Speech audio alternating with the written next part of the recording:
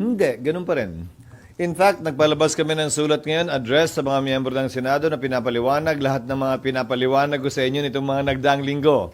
We simply reduced it in writing, informing them, among others, of the position taken by the Senate President as part of my job to take proper order of the subject of impeachment in accordance with our rules right now. And number two, a proposed calendar of activities in connection with the impeachment. Proposed, ibig sabihin nun, isa ito sa mga tatalakayin at pagpapasyahan ng Senado kapag kami nag-resume.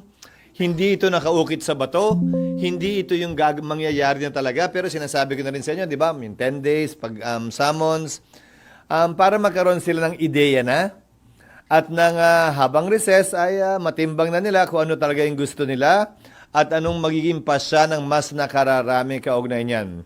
Pangatlo, minabuti namin na bigyan ng kopya nitong mga bagay na ito, yung sulat sa mga senador, yung calendar of activities, at gayon din yung special order na iniso ko na ina-assign ang iba't ibang opisina dito sa Senado ng mga magiging papel nila kaugnay ng impeachment kapag nangyari na nga yan.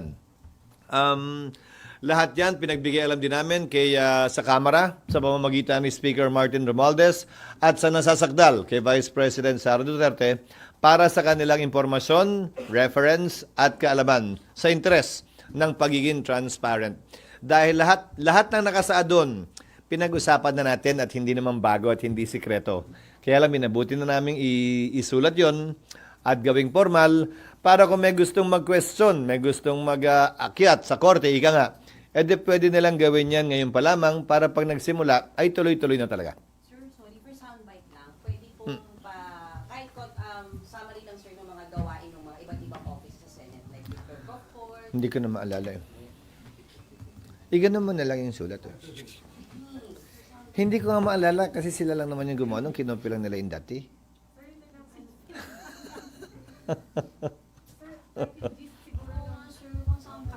Okay. Sir, kung later yung sulat siguro, yung special order, Pinapabigay ko na sa inyo dapat na mas maagi para nabasa nyo na eh. Gano'ng kahalaga na ng SP na ngayon pa lang alam na ng mga offices ng Senate na yung kanina po mga assignment? Para makapaghanda sila at gumawa na rin ng proposed budget kaugnay nun dahil baka may mga unforeseen expenses na kailangan namin paghandaan. Ulitin ko, bahagi ito ng tinatawag nating quote, taking proper order of the subject of impeachment sa panig at parte ng Senate President na nakasaad, nakapaloob sa Section 1 ng Rules on Impeachment ng Senate. Upang sa gayon, ay hindi pa man nagsisimula ang pre-trial o trial, ay buo na at kompleto na ang paghahanda ng Senado para dito. Then, sir, pwede, ano yung nakakalendaryo? Ano yung sa calendar, Makukuha sir? nyo din eh, nakalimutan ko. Pero para sir, may audio kami. Okay. Ito rin yung sinasabi ko sa inyo noon pa, but ulitin ko, proposed calendar of activities ito at hindi ito nakaukit sa bato. So, June 2, resumption of session, presentation ng articles of impeachment by the prosecutors. Isang bagay ito na nakasaad sa aming rules at sa rules ng Estados Unidos kung saan kinopya ang rules on impeachment. In other words, babasahin man lamang yung mga allegations sa plenaryo para formally ay maging parte ng records ng Senado ito. Approval ng rules dapat magawa na rin namin ng June 2. Again, more or less, depende kung gaano kahaba ang debate. June 3, pwedeng mag-oath-taking na ang mga senador bilang judges. Mauuna mag-oath-taking ang presiding officer at yung presiding officer magpapa-oath sa mga senator judges. Pwede na rin pagkasunduan doon ang pag-issue ng summons na pwedeng ma-issue by June 4. From June 14 to 24, palitan ng pleadings yan sa magkabilang panig.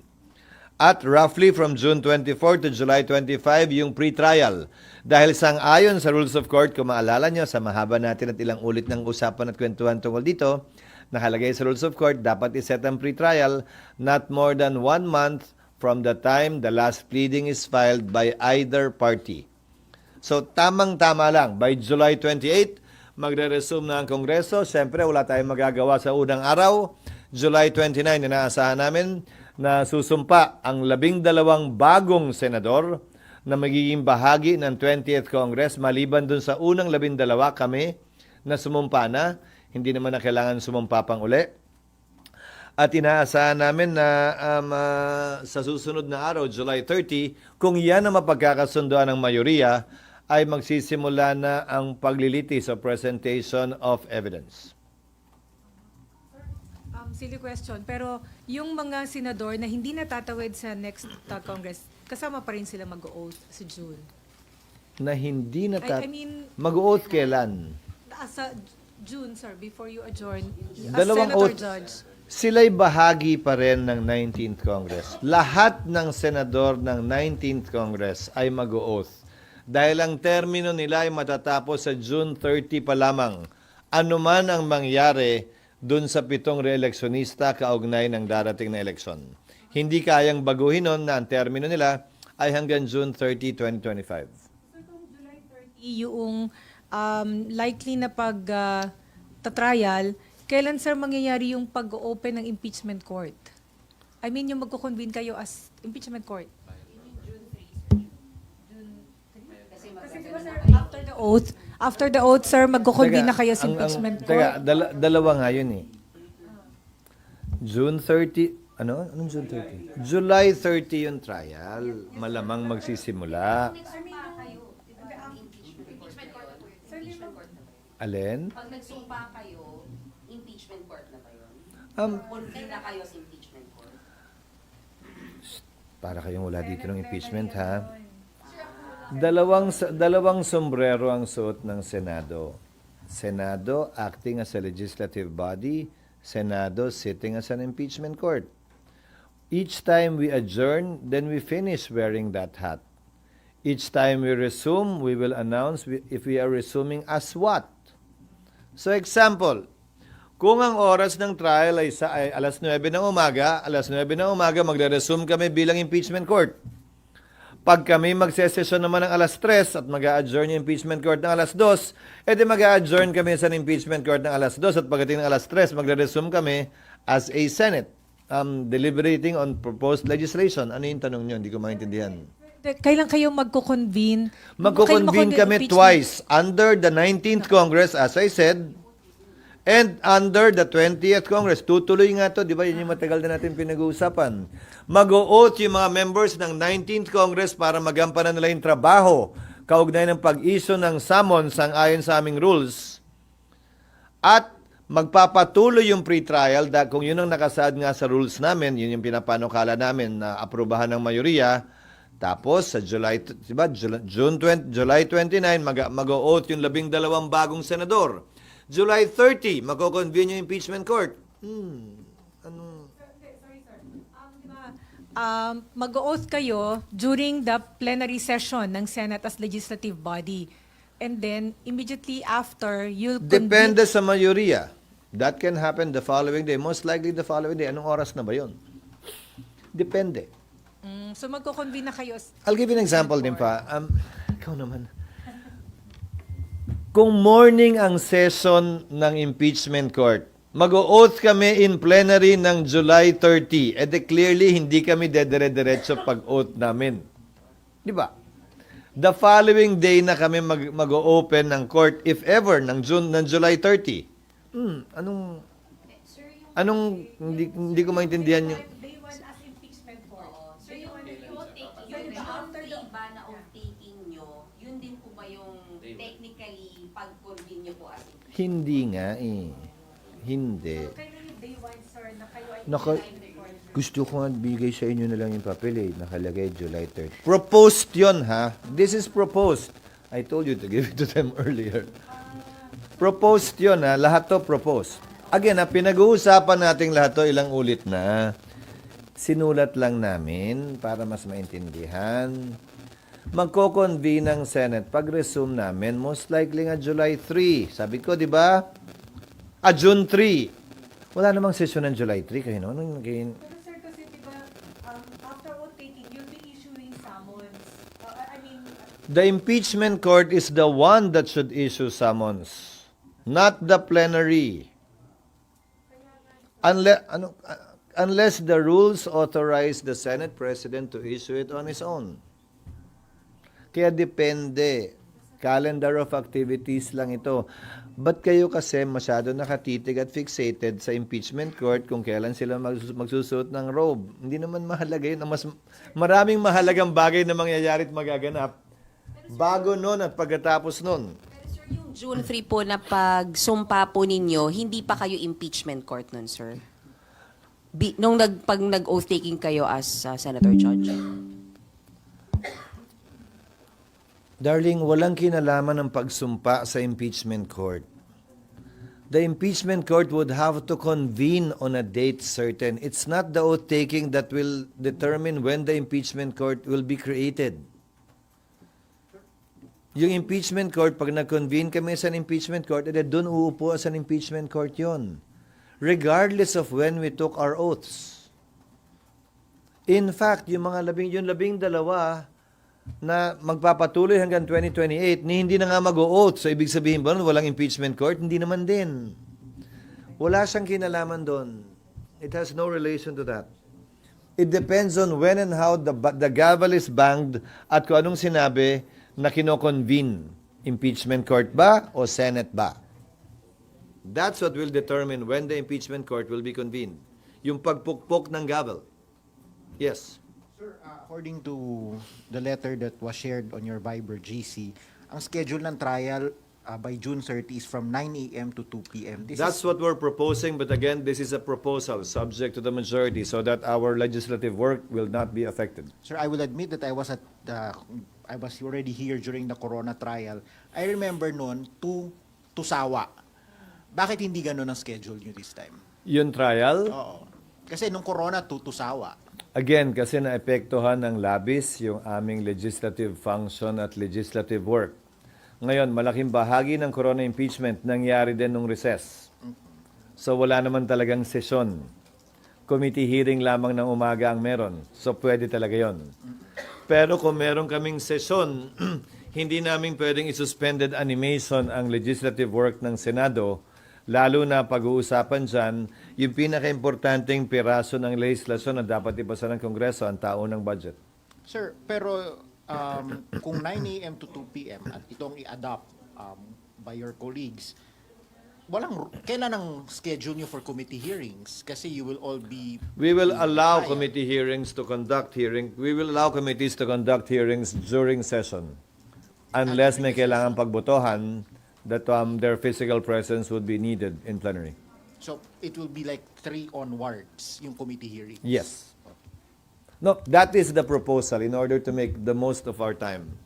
Kasi kung gagawin namin hapon, edi kailan naman kami magsesesyon? Mas madaling payagan yung mga komiteng mag-hearing habang may sesyon by way of an exemption to our rules. Para sa gayon, magawa namin yung pareho pa rin. Madalas naman, kailangan lamang ang quorum kapag ka nagda-third reading kami sa simula at sa attendance, hindi ba? So pagkatapos nun, pwede na at kaya na. Sir, you mentioned that you also wrote the parties, the prosecution and the defense. Basically informing them of the letters we sent out and the memo that we sent out to the officials of the Senate. The letter to the parties also has the proposed timetable. Yes. So essentially, As an kung ano- attachment to the letters to the senators. So essentially, kung ano yung sinare nyo sa amin, can we get a copy of the letters to the parties? Yes. Pinabigay ko na kanina pa eh. Sir, yung pong kukuhain natin na private lawyers. Ibigay nyo na nga. Bigyan nyo kayo. Ilang mga kopya meron kayo? Isa lang o tatlo? Kulang yan. Isang kopya lang yan. Sir, Kasi naman. sir, yung legal Tatanda team. ako sa inyo. Yung legal team, sir, meron na pong kausap talaga na makakapartner yung Senado. Wala pa. Yung unang kinausap namin, tamo kaya ayokong banggitin sa inyo nung una, tumanggi. Dahil yung kanilang mga commitments prevents them from participating in supposedly highly politically charged cases. So we are still searching. But in the meantime, the Solicitor General will stand and represent us in any litigation before any court, most likely before the Supreme Court. Isa pa lang naman yun sa amin, di ba? Yung mandamus kaugnay ng pag-hearing. Isa pa lang, di ba?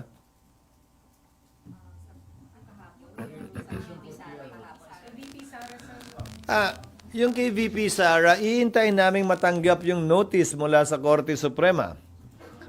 Because as I understand it, I've read the petition. There are no allegations against the Senate in the petition itself. The Senate was merely included as a necessary party dahil sa amin nakafile yung case eh. Pero wala namang alegasyon laban sa amin, wala ring hinihiling laban galing sa amin. In fact, diretso nyo nalang hinihiling sa Korte Suprema na ipadismiss ito. So, i-refer namin malamang ito sa Solicitor General matapos naming matanggap yung notice kung talagang pinapa-comment kami o hindi. Dahil sa pagkakaalam ko, hindi rin kami named party dun sa nabasa kong petisyon. Baka iba kasi naisaad ng spokesperson doon sa actual na notice na matatanggap namin. So we will formally await the notice coming from the Supreme Court. As of today, wala pa kami natatanggap kaugnay sa petisyon ni Vice President Sara. Sir, sorry, ito po bang mga steps na tinitake ngayon ng Senate, is this in response to people who are commenting na, ay, walang ginagawa, inuupuan lang ng Senate? No. It took us this long to be able to do these things again because we are acting on it prudently. We are not rushing, but neither are we delaying. This is not in response to any call or clamor or kahilingan ng kahit sino man, lalo na mga partisano o bias ng mga tao. Ito ang trabaho po namin. May humiling man o wala, may clamor man o wala, ano man ang sinasabi ng mga bias o wala. Sir, sorry, isang question pa Yes. po dun sa legal team. Sir, ano po yung mga challenges na hinaharap ng Senado kung bakit mahirap kumuha ng legal team na tutulong po? Una, syempre, hindi naman ganun kadaling magbayad ng abogado dahil public funds ito. Depende kung magkano.